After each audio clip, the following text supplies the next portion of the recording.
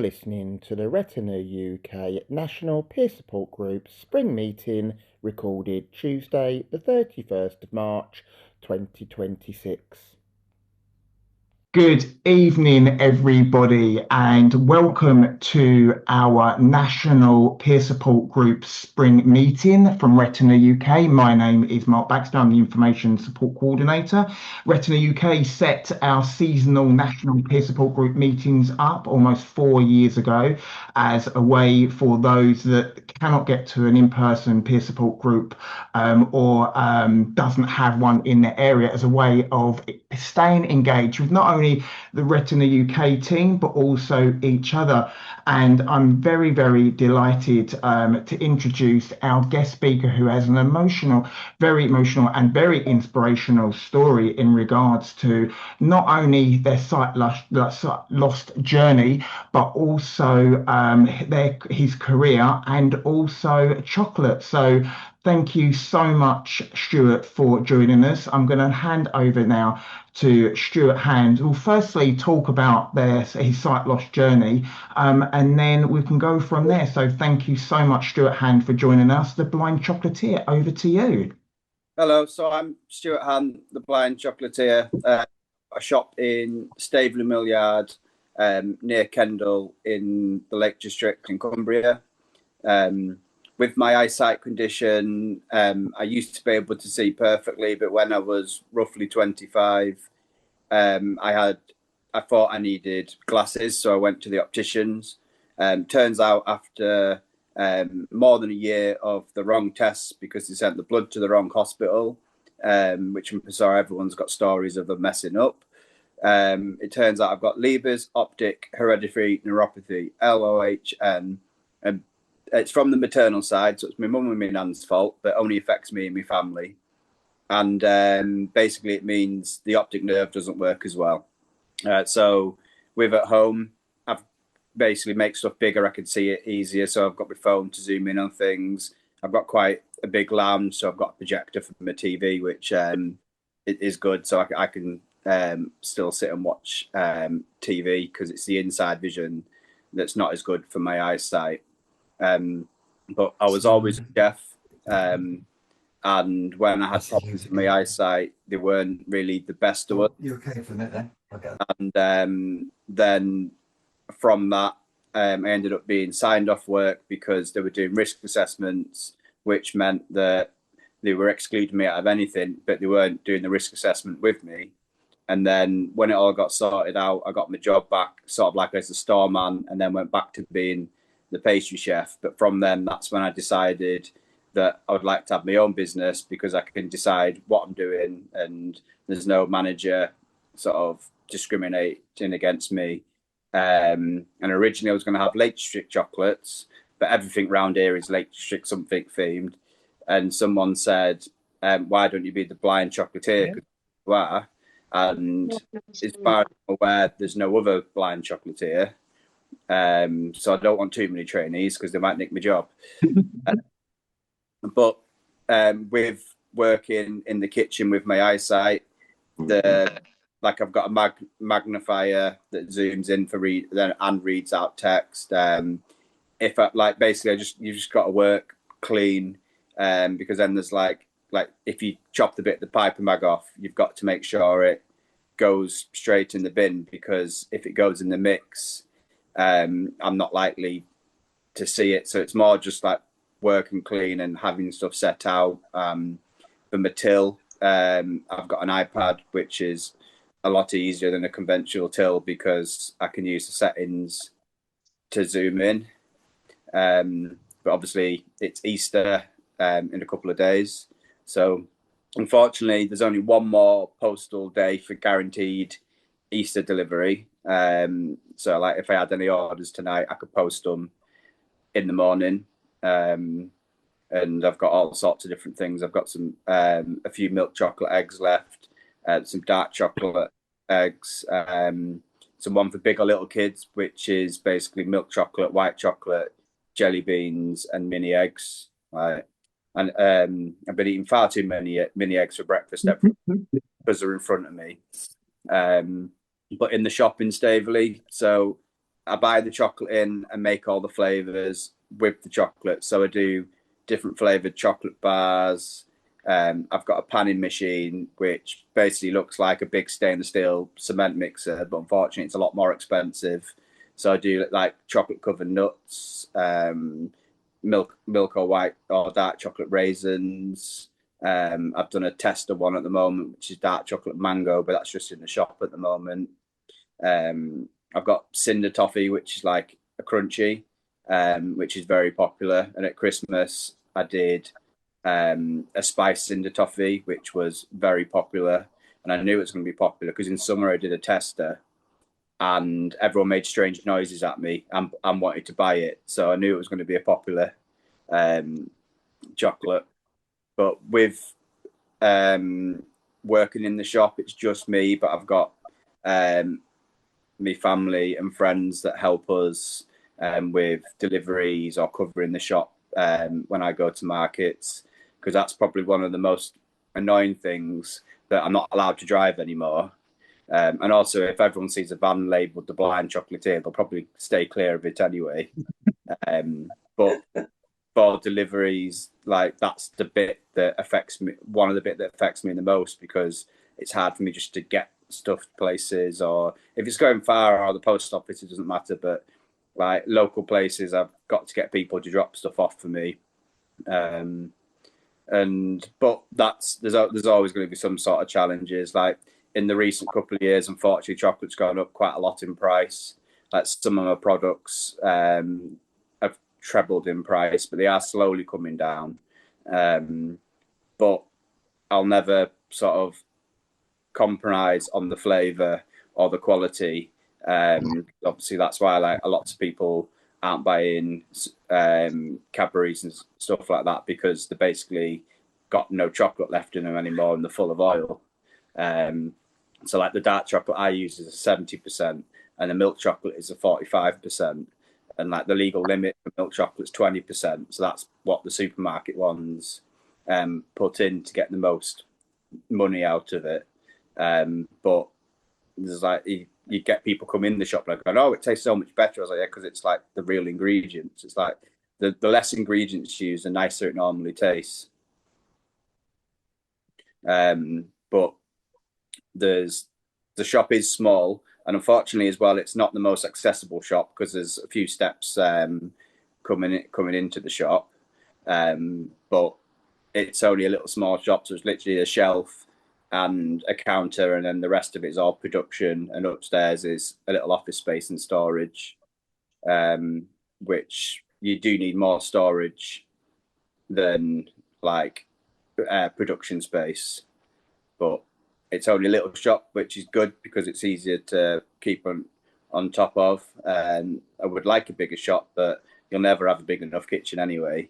But one of the little Easter eggs I've done is a dark chocolate Biscoff one, which is also vegan. I've got quite a lot of products that are accidentally vegan and some that I've made vegan, which, because obviously loads of people have got dietaries these days, but proper dark chocolate is vegan. So there is quite a lot of the dark chocolate products are just accidentally vegan, which is good to help some people.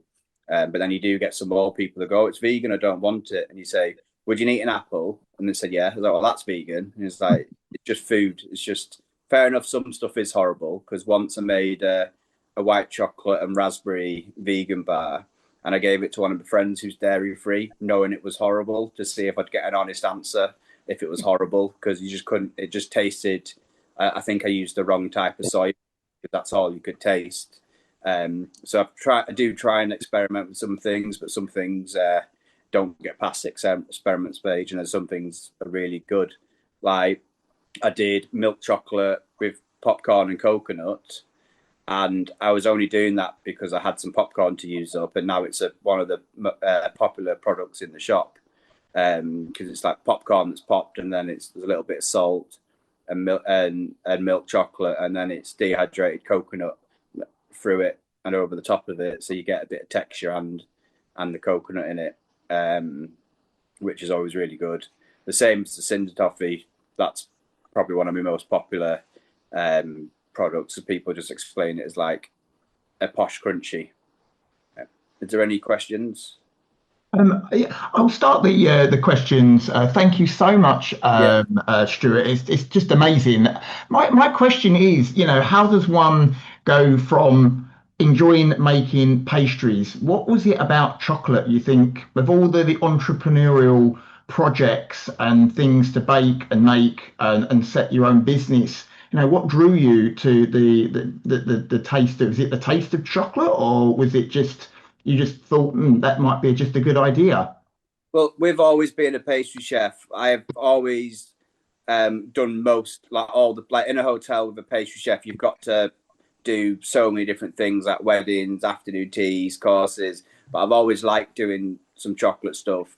And from that, I was like, well, there's a bit of a gap in the market because mine, not, I know, probably telling the wrong people, but not everyone can see them, but they were all bright colours. And I did some that look like marbles, and everyone likes that, and they're easy to do. So I just thought there's a bit of a gap in the market for having a chocolate business. And also, I think I told enough people I was going to do it. So I thought, sod it, like, I might as well do it and see what happens. And it's going okay so far. Like, the last year and this year is probably not going to be as good with all the things that's going on. But everybody always likes chocolate. It's amazing. Have we got any hands up at all? Yeah, Sharon's got a hand up. Hi there. Stuart, thanks for your presentation. I'm actually coming down to the Lake District in a couple of weeks' time. Could you tell me when your shop's open, please? Or is it by appointment only? No, so I've got the shop is open Wednesday to Saturday, 10 till 4, and Sunday, 10 till 3. Okay. And you said you were in Staveley. Is that in Kendal itself? Or No, Staveley, the address is close, like classes close to Kendal. So Staveley sort of in between Windermere and Kendal. Right. It's like if you put on the sat nav Staveley Mill Yard, I'm literally just opposite Wheelbase, which is the big bike shop. Right. But unfortunately, there is car parking charges now. But you do get half an hour for free or an hour on the main road. But like there is a camera, so just make sure that you're either less than half an hour or just obviously pay for the parking. Right, okay. And is there other shops beside you as well then? There's not too many, but there's a bakery, a cafe, a bike shop, a shop called the Big Onion, which is like all locally made community shop. Because unfortunately, we had a brewery there, but it shut down like a couple of years ago. Which is a bit of a shame because it used to bring quite a few people, and some of them were tipsy as well, which meant It's even better. And I take it you're on Facebook, so just go under the... Yes. So yeah, sorry, I missed that bit, didn't I? So the website is theblindchocolatier.co.uk, and the email address is theblindchocolatier@gmail.com, and Facebook and Instagram is the Blind Chocolatier. So basically, if you search the Blind Chocolatier, it should come up. Okay, perfect. I'll pop in and see you when we come down to Penrith in a couple of weeks' time. Thank you. I am sometimes there on a Monday, Tuesday morning. So if you do see life, I don't mind you coming in. Right. Okay. Yeah, we're there Monday to Friday, so fine. So that's perfect. Thank you very much. Thanks, Sharon. Stuart, you mentioned that you've still got, if anyone did want to purchase anything from your website, do you have anything like any discounts on or anything? I think you mentioned. Yes.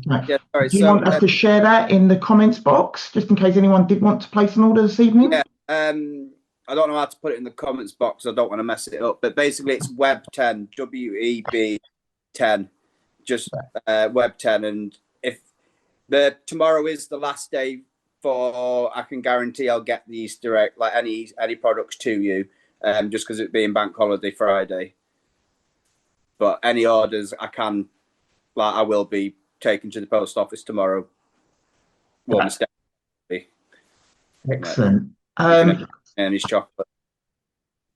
And have you got any other questions? No, no one's waving at me. No. Oh no, wait, Sheila's got her hand up. Sheila's just put her hand up. Hi, Sheila. Hello.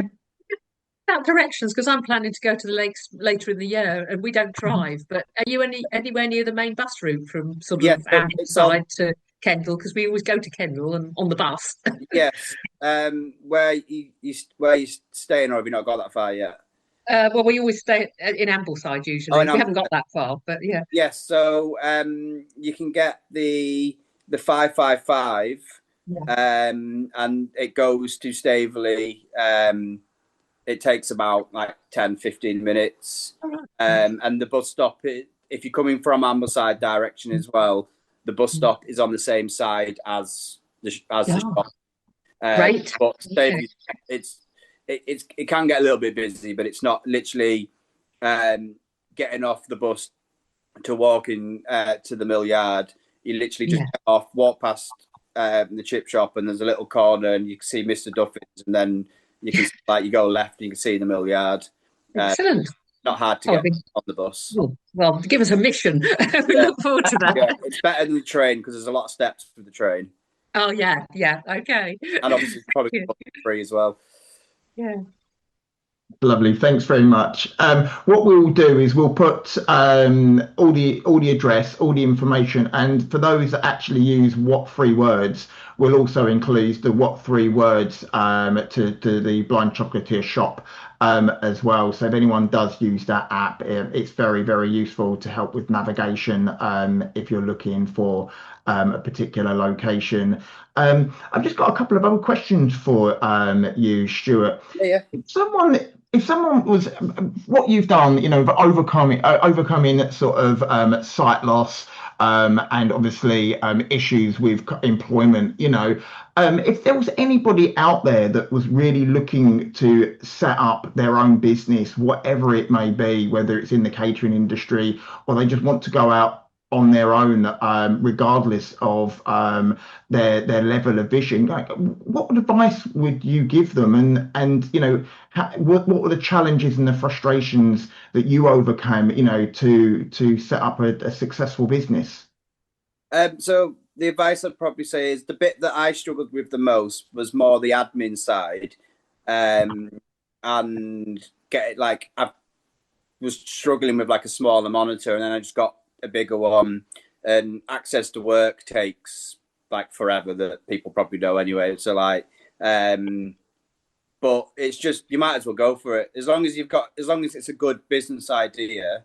And you do, with Universal Credit, does help you with the first year as well, because you don't have to make as much profit, so you still get Universal Credit, because obviously it could be scary going from regular money to not regular money, but obviously it depends on your business idea. Because one of my problems is my stuff is quite seasonal, because if it's too hot and sunny, no one's buying chocolate and I can't post it. So like my main money earning time is Christmas, so you might have a seasonal business, or you might have struck gold and you've got something that everybody wants. But I'd say definitely try it, because life's too short. You never know what's going to happen. And you can always persuade people to help you, especially me with chocolate. At the start, it was quite bribe people. And my next question is, how do you control the quality control testing? And are you hiring at the moment? There's always a lot of people that offer. So no, unfortunately, I can only just afford myself at the moment. But so what I do with like the testing is I've got certain chef friends that I'll give it to, which will give me an honest opinion, because like my mum only likes milk chocolate. So if it's anything dark chocolate, even if it's really nice, she's going to say it's horrible. My stepdad will pretty much eat anything, but he will tell you if it's really bad. But I stopped giving it. I always give samples to customers, but sometimes they're too polite, because the same as the vegan one that wasn't very nice. If I was told it was really nice for everybody, I'd make it and then wonder why I couldn't sell it. So like sometimes I test it. Like if you had a new recipe, you could get a little bit of chocolate and the flavour that you want and try it. But the only way you really know is making a batch. But quite a lot of the recipes don't change. You just change the amounts or the flavour. So like there's there's probably only about like 10 or 12 recipes you use, just different flavors and amounts. No, it's amazing. What you've achieved. Would you mind if I asked, how long has it taken to go from, the pastry chef to the blind chocolatier? Has it been a trial and error enterprise? Well, it's 6 and a bit years. So I started full time 2 weeks after the first lockdown finished, but I'd already had the business a year, but I was still working full time at the same time, so it didn't have to pay for itself. So after the first lockdown is kind of when I went full time, and I spent a little bit of money on the shop, because originally there wasn't really a shop side, it was just like a table. So I did a bit of like renovations and made it a bit better. So probably 6 years so far. Yeah. You mentioned that you go around to different markets, and I know the Lake District love a good market. Can you kind of share, have you got like a diary or a planner on your social media of where you're going to be, just in case people can't get down to your shop? They might be able to catch you at an external event or something. Yeah, so I only from now on, I'm only probably going to be doing like Christmas markets, just because it is hot and sunny. There's a chance that my products could melt. But I am trying to get in a few more shops. So if I ever do get in more shops, I can put them on the website. But most of the things, if people are capable of looking on Instagram and Facebook, is where I update stuff the most. But like I normally always do Hawkshead Christmas market, because that's been quite good to me. Apart from 1 year when we had to walk home in the snow blizzard and everything died in the gazebo and everything. But my main markets are normally Christmas. So I'm freezing in the cold, but at least the chocolate's not melting. And I've just got a question. It's like, out of everything that you've made, what has been your favorite or the most enjoyable to make? And is there anything that you haven't yet made? You thinking, oh, I'd love, that would be a good product to try and get on the market, just to wet our whistles, just in case anything does come out that we might like to keep up to date with.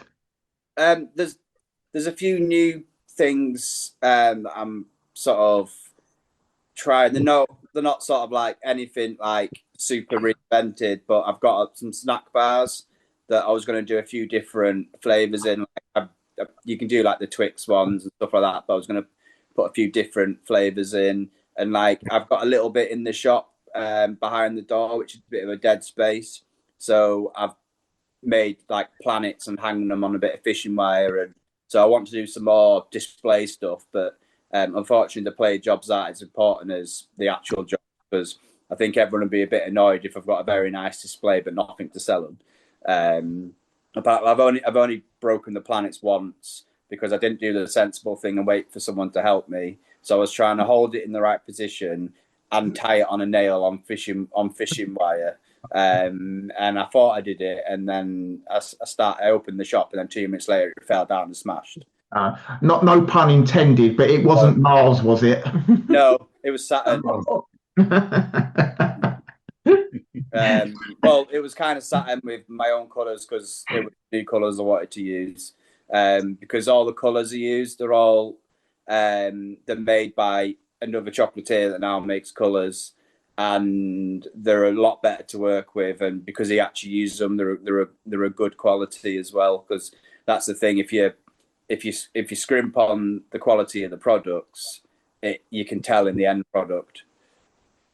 Yeah, no, it's amazing. We've actually got a question from Ben, and then we've actually got a question in the comments box from Rama, which we'll read out. So over to you, Ben.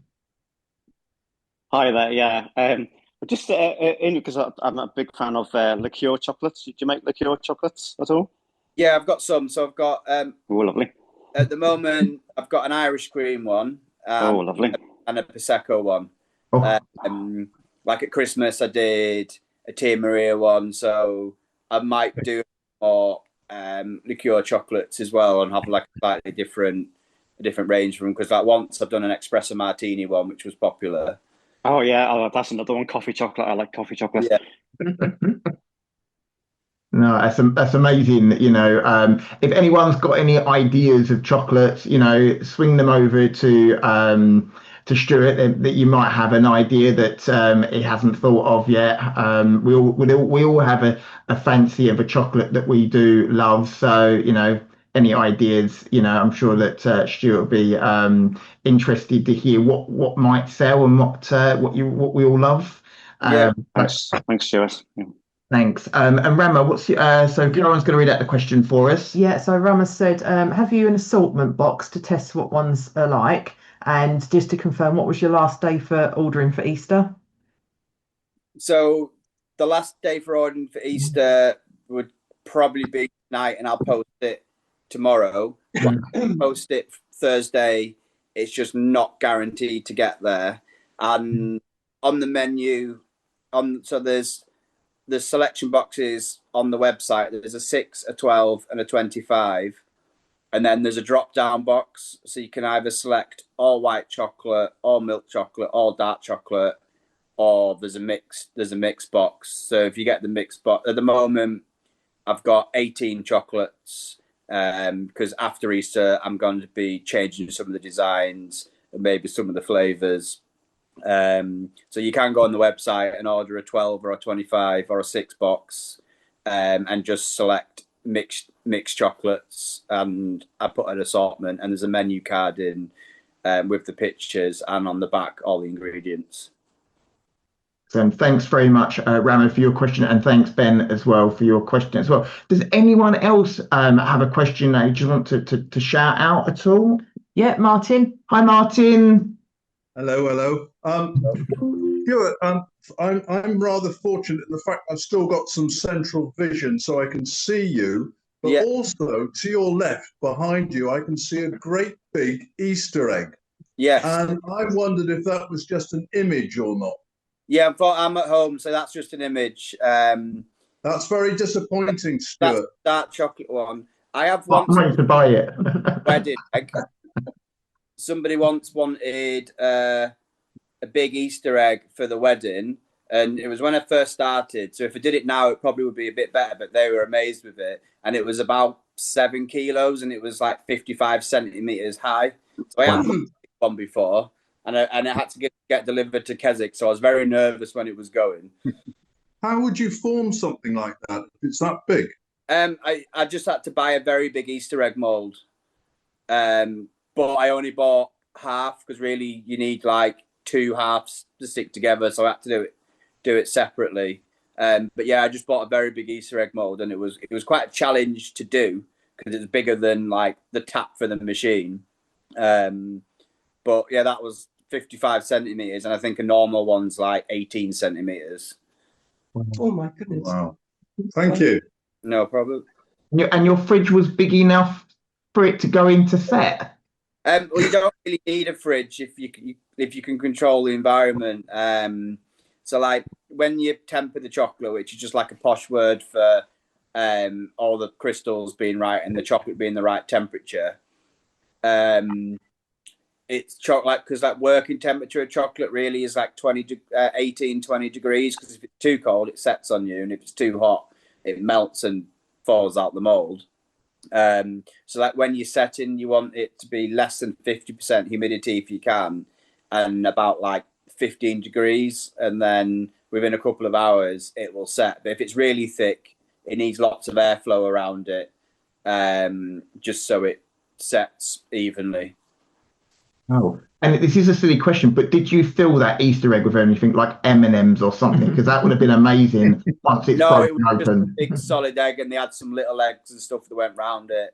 And I did get told off by someone because I didn't realise it was illegal to pick daffodils. I took some daffodils to hide the base, and got told off by someone in the village. Wow. Did it feed everybody at the wedding, or was it just a decorative piece? No, they smashed they started smashing it, and they sent me a video. They ended up having to use a hammer to smash it up, because it ended up being that thick. Because if chocolate's cold, it's set and tempered properly. It's quite strong. But obviously, if it gets warm, it's not as strong. Was that disappointing to watch that creation being smashed to pieces? No, they paid me, so it's fine. I was just nervous that they weren't going to be happy. That's good. Well, you know, do you? There's another guy that we see on YouTube that creates all sorts of weird and wonderful things out of chocolate. He's recently made a mountain bike completely full size, completely out of chocolate. Would you ever like get creative and just make sort of random things, maybe things that you could enter into the Guinness Book of Records, really go outside of your comfort zones and think outside the box of different things to make? I would like to, but I'm banned from doing DIY, and I'm not very skilled at that kind of intricate sort of bits. And also, that guy's got a lot of equipment. Like he's basically got his own like an engineering lab that he's using chocolate. So it'd be good to do, but I'd probably end up smashing it. Like if I did a big Ferris wheel or something, I'd probably get right to the end and then knock it over or something. But it'd be nice to do big things like that. One-offs. Very time consuming. Yeah. Well, we've got our 50th anniversary gala dinner.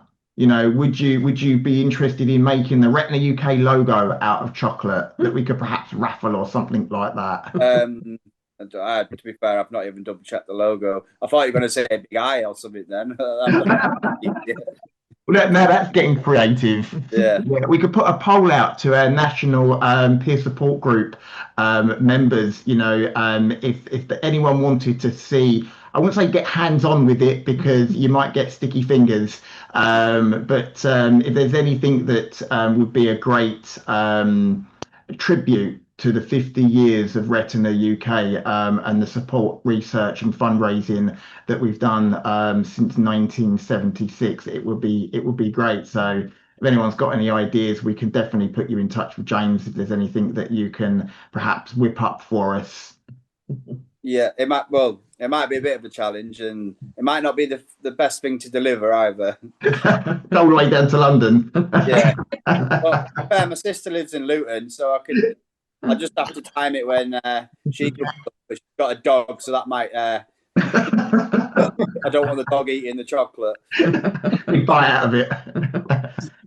We've got a couple. We've got one comment and one hand up. So Rama's just followed up on her last question. Said I think she must have been on the website. She's put chef selection in 25 is not available. But is that because you mentioned there was only 18 left? It should be. 1 second. Sorry, I'm not the best at multitasking. All right. And then we'll come to Perm in a minute. She's got her hand up as well. It says it's in stock. Chef selection 25 pound, unless they're on the wrong bit. Yeah, that's the. I need to probably do more testing because unfortunately websites are expensive. But I know mine's the most accessible. But then also I know people use screen readers and but to be fair, if it's accessible for one, it doesn't always mean it's accessible for the other person, does it? Yeah. If you've got the link, we can send Rama the direct link if it's found. I'm just going to go onto it and have a look. But Perm, do you want to ask your question while we're having a look at this as well? Yes, I can. I just wanted to say 2 questions actually. Yeah. Stuart, I just wanted to ask, do you do chocolate which is diabetic friendly? No, I don't. Sorry, because it got very expensive. But some people do have like the dark chocolate, an almond and pistachio, or like the dark chocolate fruit and nut. Like I wouldn't recommend the cinnamon toffee because that's like sugar. But no, unfortunately, I don't do like completely diabetic chocolate. So with your chocolate recipes, do you? Sorry, the thing's going off. So with the actual chocolate that you make, do you use any old recipes, or do you just stick to what you comfortable with?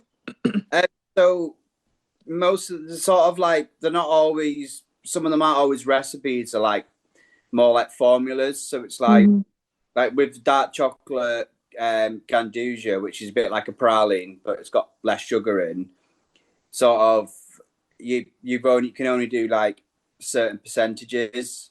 So not really like, it's probably our old recipes. Well, saying that, I make a lemon ash, which is like very ancient, but with like the chocolate, sort of the recipes and stuff haven't really changed a lot. It's just how you use them, because like caramels, they have to be certain percentages. It's like if you made a Victoria sponge cake and you didn't do it all equal quantities, it wouldn't work. So it's like if you put too much caramel in the chocolate, it wouldn't set, or too much chocolate and not enough caramel, you would struggle to pipe it.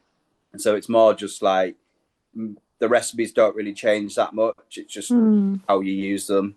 Have you had any disasters that you've had to, sort of southern meet them?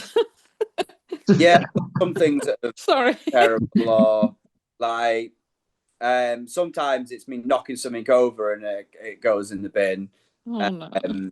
Or you burn the caramel and you can't, or you ended up, because quite a lot of the chocolate I melt in the microwave and then use or put in the machines. And if you burn chocolate, there's no getting rid of that smell all day.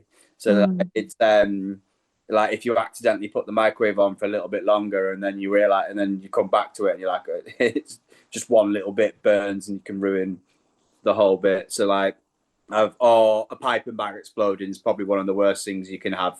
If there's stuff in the end and it doesn't go through, and you stupidly squeeze it too hard, sometimes you can end up cleaning the whole kitchen. Oh gosh. Okay. Oh, thank you. Thanks very much, Perm. Stuart, just to let you know that we've got the link and we've actually popped that into the comment box for to Rama. So, and we'll actually include any links that you want to share in the follow-up email as well.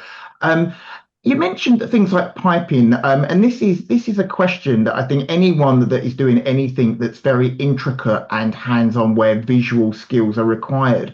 How do you navigate the chocolates to decorate them? And how do you know that you're happy with the quality of that one, or the aesthetics, before you actually put it in the box? Or do you have visual testers to look at them and stuff? And this goes for anything that anybody does, that where hand and eye coordination is required. Yeah, so most things, like with the little chocolates, the bonbons, you paint the colour in the mould before you put the chocolate in. So you've got to make sure that's tempered properly. But to be fair, people that can't see don't really know if you've messed it up until you've turned it out. That's why it's important to do all the stages properly. So you sort of do all the painting first. Like some people use stickers and stencils. I'm not doing that, because you've like the mold's like 3 centimeters probably, like the circumference, and you've got to put a sticker in and spray paint it. And like, I don't have the patience for that. Like, even if I could see, but but like with the things like the bark and the cinder toffee, I sort of paint the colours onto the acetate, and then you put the melted chocolate over it. Or some of them, it's just like, I've got a cookies and cream bar, which has got feuilletine, which is like dried crepes, in the chocolate, and then it's got like what we call like chocolate crumble or chocolate soil, which is like crystallized chocolate on the top. So, and it gives you a bit of texture. So quite often it's just like, just you got to trust in the process. But then I can see, like when they go in the box, I can see enough if to make sure there's not a broken one, or normally you can feel it as well if it's got a little crack in. So it's sort of like, as long as you've done the steps properly, like hopefully they'll turn out nice at the end. But it's just basically looking a bit more carefully. For me, one of the things is making sure I've labelled it properly. But I never claim to be completely nut free, because I've got a small kitchen. So on all my packaging, it does say may contain traces of nuts, which covers me in case like I accidentally use the wrong chocolate or get some nuts in it. But because I make batches of stuff for like the bars and stuff, you do that and then you tidy up and then do the next job. No, it's amazing, and it's so inspirational. And I just wanted to ask, if you don't mind me asking, as your vision has deteriorated, do you feel that your sense of taste and your sense of smell has helped you develop that the skills that's required? And we've got so many people that love to cook and bake that are living with sight loss. Has that actually honed your senses to make your creations that much tastier, or to sell?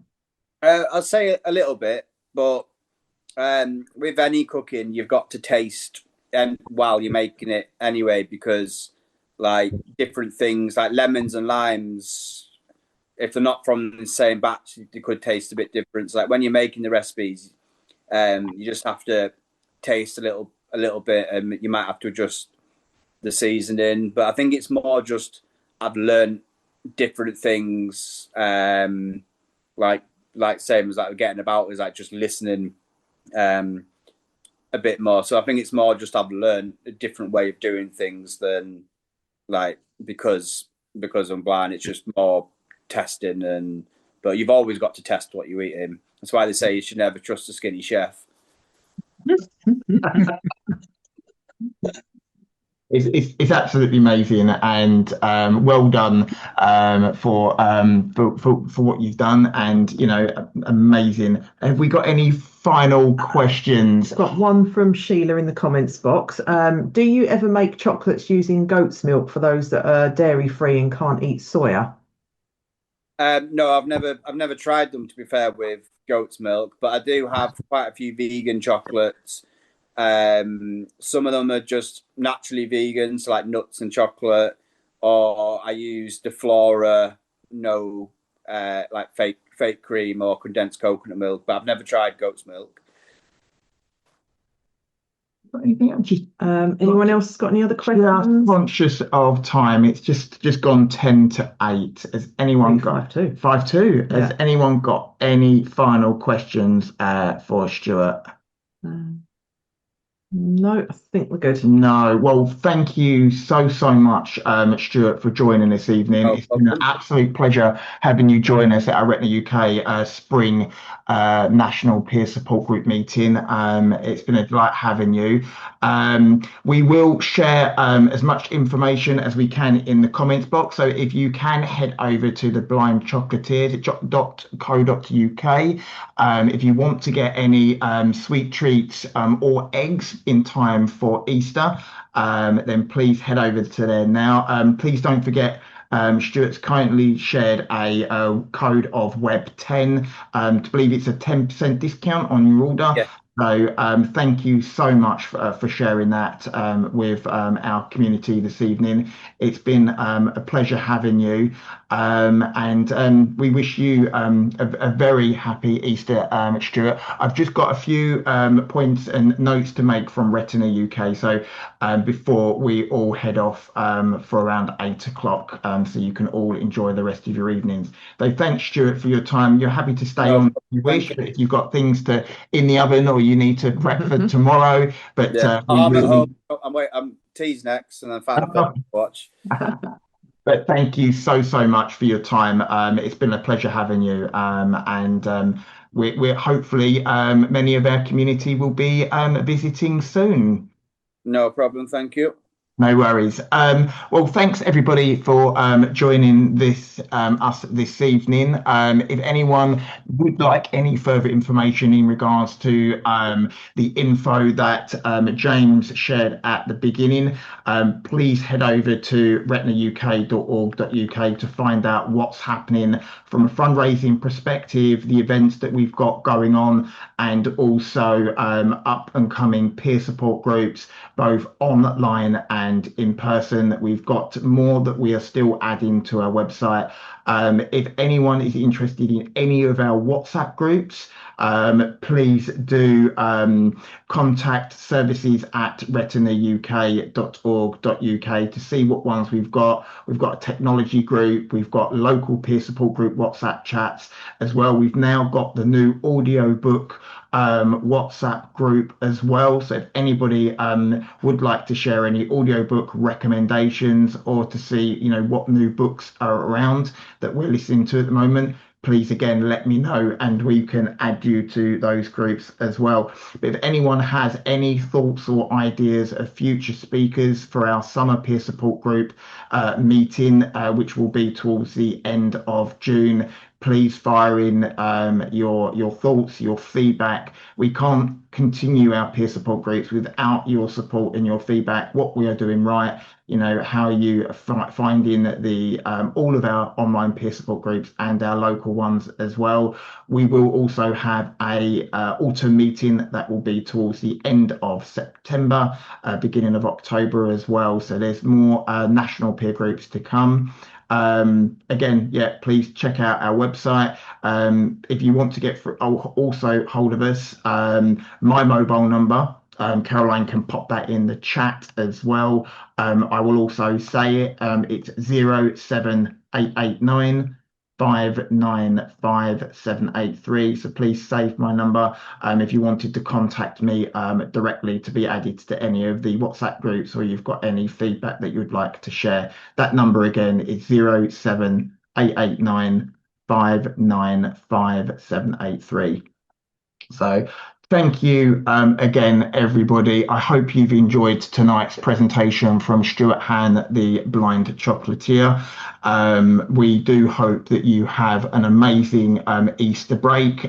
Stay safe, and we'll be back in the summer for the next National Peer Support Group. More information will be available on our website very, very soon. So have a safe and relaxing Easter, everybody.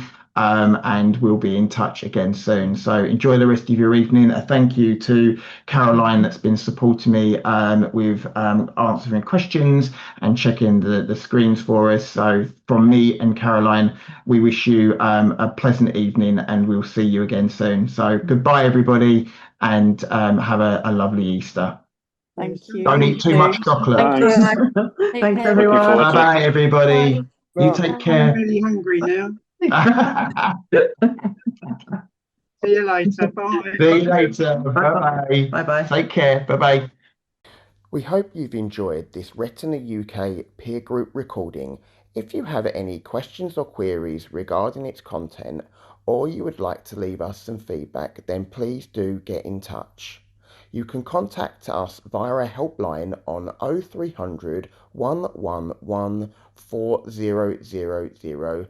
Call the office team on 01280 821 334, or alternatively, you can contact us via email at services@retinauk.org.uk.